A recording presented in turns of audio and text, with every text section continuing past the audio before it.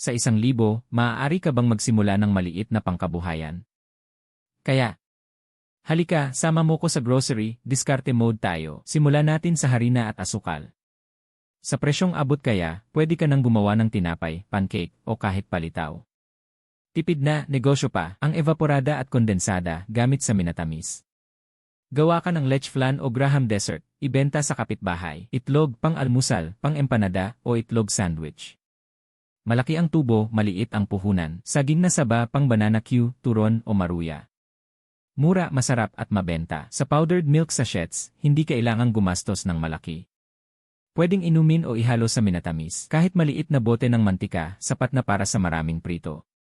Negosyo ready kahit sa maliit na kusina. Bihon, paborito sa handaan, pero pwede mo ring ibenta sa 1.20 per cup.